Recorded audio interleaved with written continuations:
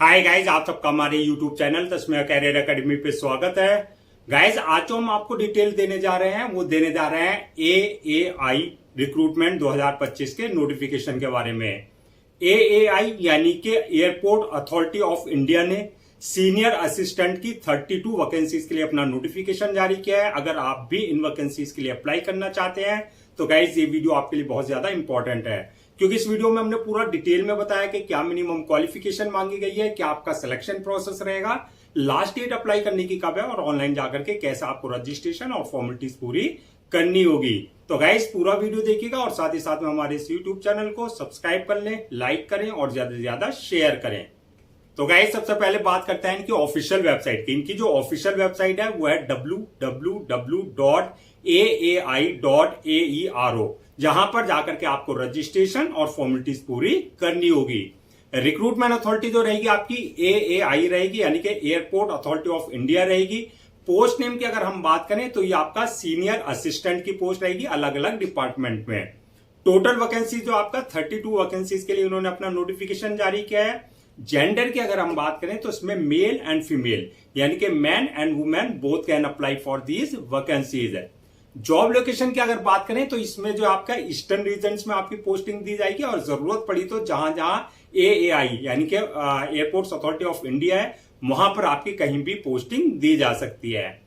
Apply mode आपका online रहेगा, offline किसी भी तरह का कोई कम्युनिकेशन या कॉरेस्पॉन्डेंस नहीं किया जाएगा। इसके जो रजिस्ट्रेशन जो स्टार्ट होंगे वो 5 अगस्त 2025 से रजिस्ट्रेशन स्टार्ट होंगे, यानी कि आपका 5 अगस्त 2025 से जो है इनके ऑफिशियल पोर्टल पर जो है जो रजिस्ट्रेशन वाला लिंक है वो एक्टिव होगा। तो 5 अगस्त 2025 जो है आपका रजिस्ट्रेशन यहां जो है स्टार्ट हो जाएंगे और लास्ट डेट जो रहेगी रजिस्ट्रेशन की यानी कि अप्लाई करने की वो रहेगी 26 अगस्त 2025। तो 5 अगस्त 2025 से लेकर के आप 26 अगस्त 2025 के बीच में आप इनके ऑफिशियल पोर्टल पर जाकर के अपना रजिस्ट्रेशन और फॉर्मेलिटीज पूरी कर सकते हैं। एग्जाम डेट की अगर बात करें तो रिटर्न एग्जाम डेट की अभी कोई डेट अनाउंस नहीं की गई है। इनकी जल्दी इनकी ऑफिशियल वेबसाइट पे रिटर्न एग्जाम डेट भी अनाउंस कर दी जाएगी। एडमिट कार्ड की अगर बात करें तो जो आपका रिटर्न एग्जाम डेट आएगी उससे 2 या 3 दिन पहले जो आप अपना जो है ऑफिशियल इनकी ऑफिशियल वेबसाइट से जो है अपना एडमिट कार्ड डाउनलोड कर सकते हैं। अब नेक्स्ट बात करते हैं कि एप्लीकेशन फीस क्या रखी गई है। यानी कि एप्लीकेशन फीस की अगर हम बात करें तो ये आपकी जो है कैटेगरीज वाइज रहेगी, यानी कि अगर आप जनरल, OBC और EWS इस कैटेगरी में अगर आप फॉल करते हैं तो आपके लिए एप्लीकेशन फीस 1000 रुपए रखी गई है। और अगर आप SC, ST, एक्स सर्विसमैन या फीमेल इस कैटेगरी में अगर आप फॉल करते हैं तो आपके लिए एप्लीकेशन फीस जो है नील रखी गई है, यानी कि आपको एग्जेम्प्टेड रखा गया है। आपको किसी भी तरह की कोई एप्लीकेशन फीस देने की जरूरत नहीं है। पेमेंट मोड की अगर बात करें यानी कि जो आपकी एप्लीकेशन फीस है उसका जो पेमेंट मोड रहेगा वो ऑनलाइन रहेगा, यानी कि आपका at the time of registration आप अपने डेबिट कार्ड, अपने credit card, net banking, UPI या जो भी पेमेंट गेटवे वहां पर है उसके थ्रू आप अपनी एप्लीकेशन फीस डिपॉजिट कर सकते हैं। नेक्स्ट बात करते हैं कि आपका एलिजिबिलिटी क्राइटेरिया की, यानी कि क्या मिनिमम एजुकेशनल क्वालिफिकेशन मांगी गई है। तो क्वालिफिकेशन की अगर हम बात करें, योग्यता की अगर हम बात करें तो ये आपकी पोस्ट वाइज वरीज करेगी। तो अगर आप अप्लाई कर रहे हैं सीनियर असिस्टेंट इलेक्ट्रॉनिक्स डिपार्टमेंट वाली पोस्ट के लिए, सीनियर असिस्टेंट इलेक्ट्रॉनिक्स के लिए, तो इसमें जो आपकी क्वालिफिकेशन मांगी गई है इंजीनियरिंग यानी कि डिप्लोमा होना चाहिए आपका इंजीनियरिंग में इन रिलीवेंट फील्ड में, यानी कि आपने इंजीनियरिंग डिप्लोमा कर रखा हो रिलीवेंट ब्रांच में। कौन कौन सी ब्रांच हो, या तो आपने इलेक्ट्रॉनिक्स में कर रखा हो, या आपने टेलीकम्युनिकेशन में कर रखा हो, या आपने रेडियो इंजीनियरिंग में, आपने इनमें से किसी एक स्पेशलाइजेशन के साथ जो है आपने इंजीनियरिंग डिप्लोमा कर रखा हो। तो यह आपका सीनियर असिस्टेंट इलेक्ट्रॉनिक्स के पोस्ट के लिए। और अगर आप अप्लाई कर रहे हैं सीनियर असिस्टेंट अकाउंट्स की पोस्ट के लिए यानी कि फाइनेंस वाले डिपार्टमेंट के लिए, तो आपके लिए जो क्वालिफिकेशन मांगी गई है bachelor degree in any discipline from recognised board और इंस्टीट्यूशन से, यानी कि आपके पास जो है बैचलर डिग्री होनी चाहिए, ग्रेजुएशन आपने कर रखा हो, चाहे किसी भी स्ट्रीम में आपने कर रखा है, यानी कि BSc वाले भी अप्लाई कर सकते हैं, BCom वाले भी और BA वाले भी, यानी कि तीनों स्ट्रीम वाले अप्लाई कर सकते हैं, साइंस, कॉमर्स और आर्ट्स वाले। लेकिन अगर आपने BCom कर रखा है, आपकी बैकग्राउंड कॉमर्स की है, तो आपको प्रायोरिटी दी जाएगी, यानी कि प्रेफरेंस आपको BCom होल्डर्स को दिया जाएगा।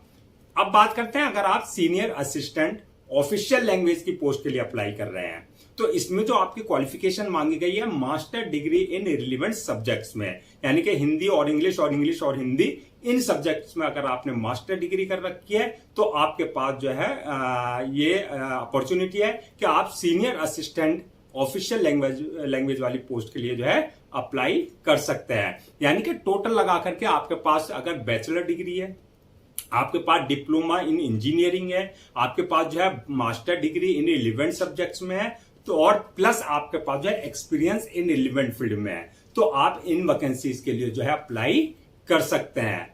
एक कंडीशन ये है। दूसरा ये कि आपका जो है जो डोमिसाइल है, अगर हम डोमिसाइल क्राइटेरिया की बात करें, यानी कि कौन कौन स्टेट्स वाले या एरिया वाले अप्लाई कर सकते हैं, तो ये यहां पर कंडीशन रखी गई है। अगर आपका डोमिसाइल यानी कि आप रेजिडेंट अगर वेस्ट बंगाल के हैं, बिहार के हैं, उड़ीसा वाले हैं, छत्तीसगढ़ वाले हैं, झारखंड वाले हैं, या अंडमान निकोबार या सिक्किम वाले हैं, यानी कि अगर आप इन स्टेट से या यूटी से, यूनियन टेरिटरीज स्टेट से अप्लाई करते हैं, यानी कि यहां रहते हैं, तो आप एलिजिबल हैं, आप भी इन स्टेट्स के कैंडिडेट्स ही इन वैकेंसीज के लिए अप्लाई कर सकते हैं।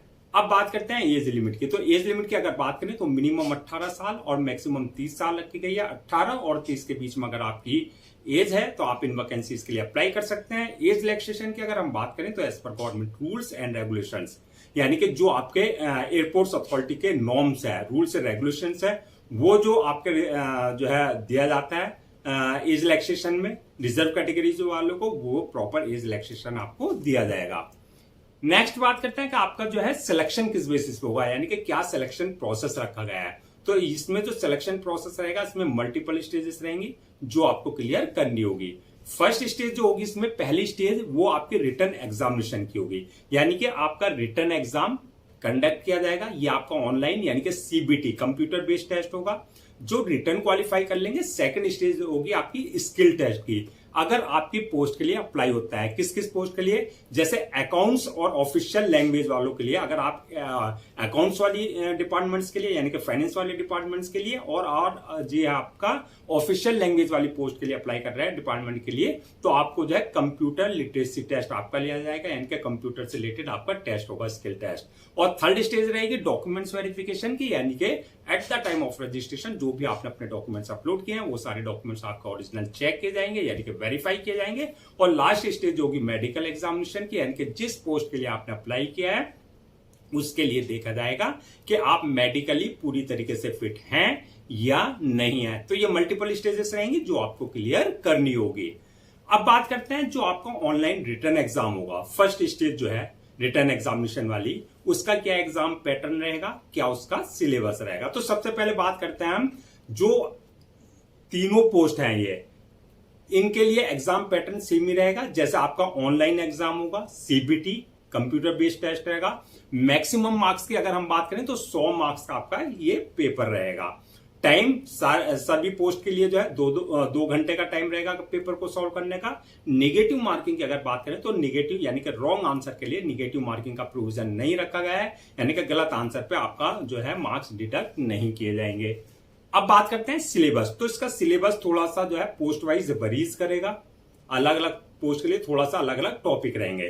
तो अगर आप अप्लाई कर रहे हैं सीनियर असिस्टेंट इलेक्ट्रॉनिक्स वाली पोस्ट के लिए और सीनियर असिस्टेंट फाइनेंस वाली पोस्ट के लिए, तो आपके जो क्वेश्चंस पूछे जाएंगे, जो सिलेबस होगा, 30% जो क्वेश्चंस होंगे आपके, वो होंगे आपके जनरल नॉलेज से, जनरल इंटेलिजेंस से और जनरल एप्टीट्यूड से और इंग्लिश लैंग्वेज से।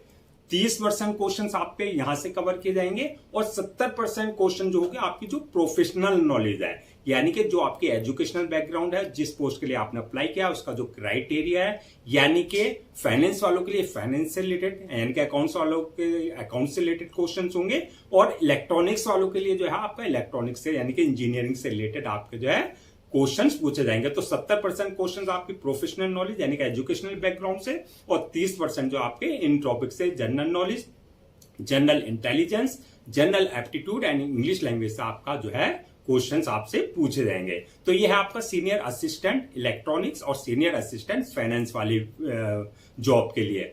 और अगर आप अप्लाई कर रहे हैं सीनियर असिस्टेंट ऑफिशियल लैंग्वेज वाली पोस्ट के लिए, तो इसमें जो है आपका 50% जो क्वेश्चंस होंगे आपके जनरल नॉलेज, जनरल इंटेलिजेंस और जनरल एप्टीट्यूड और इंग्लिश से रिलेटेड क्वेश्चंस होंगे, और 50% होंगे आपके प्रोफेशनल नॉलेज यानी कि जो आपकी एजुकेशनल बैकग्राउंड है। तो इसमें जो रेशियो रखा गया है क्वेश्चंस का वो 50-50% रखा गया है। अब बात करते हैं फाइनल मेरिट लिस्ट की, यानी कि फाइनल मेरिट लिस्ट किस बेसिस पे बनेगी।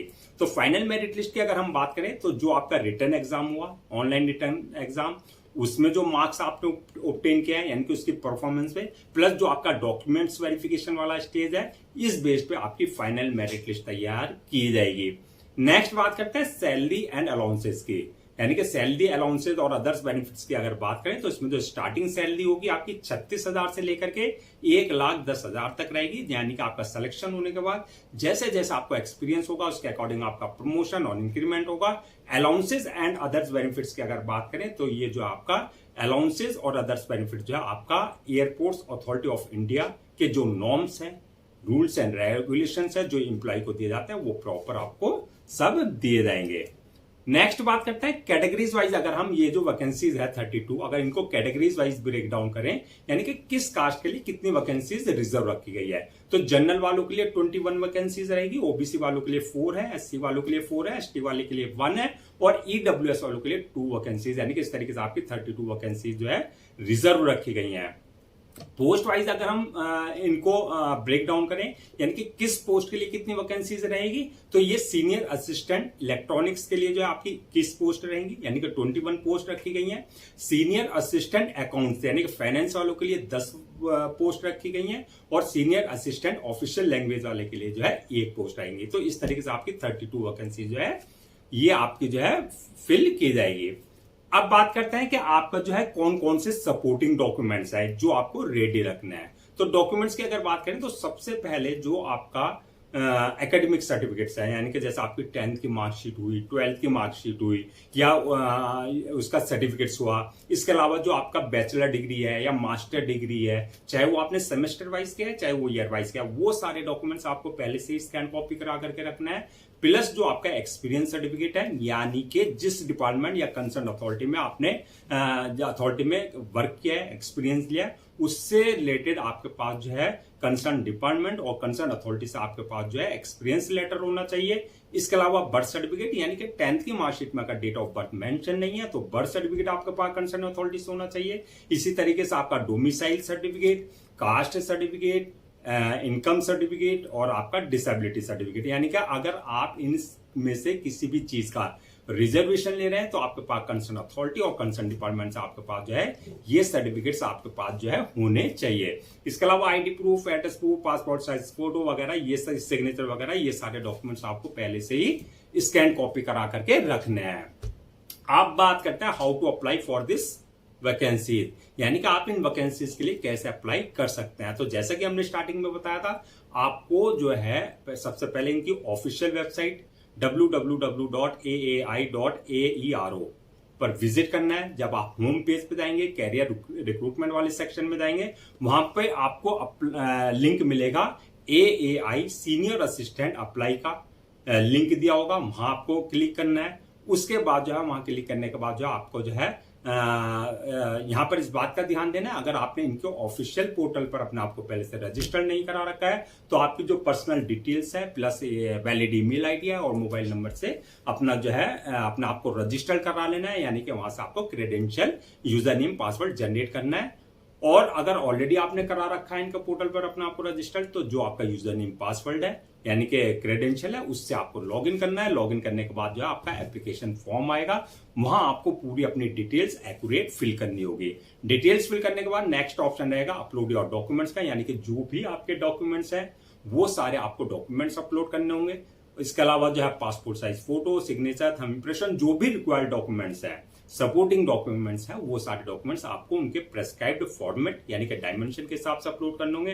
डॉक्यूमेंट्स अपलोड करने के बाद जो है नेक्स्ट ऑप्शन आएगा मेक पेमेंट का, यानी कि जो भी आपकी एप्लीकेशन फीस है वो आपको अपनी कैटेगरी के अकॉर्डिंग जो है डिपोजिट करनी होगी। एप्लीकेशन फीस डिपॉजिट करने के बाद जो है नेक्स्ट ऑप्शन आएगा फॉर्म को अपलोड करने का, यानी कि सबमिट करने का। अपलोड करने से पहले जो एक बार फॉर्म को रिव्यू वाले ऑप्शन में जाकर के पूरा फॉर्म का रिव्यू कर लें और रिव्यू करने के बाद जो है फॉर्म को सबमिट कर दें। और सबमिट करने के बाद जो उसकी 1 या 2 कॉपी जो है प्रिंट आउट जरूर ले लें for your future reference, so that आपके पास जो है एक हार्ड कॉपी के रूप में एक ऑफिशियली रिकॉर्ड आपके पास हो जाए। तो गाइस ये थी आपकी AAI यानी कि airports authority of India recruitment 2025 के नोटिफिकेशन की डिटेल, जो कि आपकी सीनियर असिस्टेंट लेवल की पोस्ट के लिए जारी की गई थी। आई होप आपके सारे डाउट्स क्लियर हो गए होंगे। अगर अब भी आपको किसी तरह का डाउट है, क्वेरी है या कंफ्यूजन है तो आप हमसे कमेंट सेक्शन में पूछ सकते हैं, हम उसका रिप्लाई जरूर देंगे। मैं एक बार फिर से रजिस्ट्रेशन डेट और लास्ट डेट जो है रजिस्ट्रेशन की वो रिमाइंड करा देता हूं, सो दैट आप उसे नोट डाउन कर लें। रजिस्ट्रेशन जो स्टार्ट हो गए हैं होंगे इसके वो 5 अगस्त 2025 से रजिस्ट्रेशन स्टार्ट होंगे और लास्ट डेट जो है रजिस्ट्रेशन की यानी कि अप्लाई करने की वो है 26 अगस्त 2025। तो 5 अगस्त 2025 से लेकर के 26 अगस्त 2025 के बीच में आपको इनके ऑफिशियल पोर्टल पर जाकर के अपना रजिस्ट्रेशन और फॉर्मेलिटीज पूरी कर लेनी है। गाइज हम आपके लिए जितने भी गवर्नमेंट जॉब्स है या गवर्नमेंट एग्जाम्स है या उससे रिलेटेड जितने भी अपडेट्स हैं उस पर वीडियोस लेकर के आते हैं। इसके साथ साथ जो है प्रॉपर कैरियर गाइडेंस पर आपके लिए वीडियोस लेकर के आते हैं। अगर आप भी चाहते हैं कि आपको प्रॉपर कैरियर गाइडेंस मिलती रहे, साथ ही साथ में आपको गवर्नमेंट जॉब्स और गवर्नमेंट एग्जाम्स के पूरे अपडेट्स मिलते रहे, तो आप लोगों से मेरी रिक्वेस्ट है हमारे इस यूट्यूब चैनल को सब्सक्राइब कर लें, लाइक करें और ज्यादा से ज्यादा शेयर करें।